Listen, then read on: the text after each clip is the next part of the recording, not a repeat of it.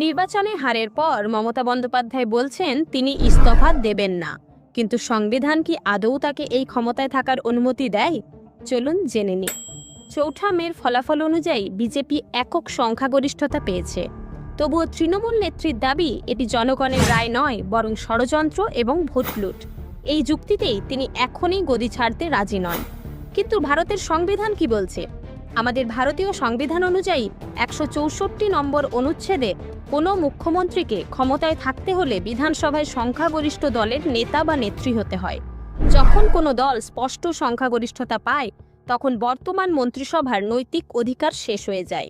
মনে রাখবেন, বর্তমান বিধানসভার মেয়াদ ৭ই মে শেষ হতে চলেছে। যদি মুখ্যমন্ত্রী নিজে ইস্তফা না দেন, তবে রাজ্যপাল তাকে বরখাস্ত করে নতুন সংখ্যাগরিষ্ঠ দলের নেতা বা নেত্রীকে সরকার গঠনের আহ্বান জানানোর ক্ষমতা রাখেন।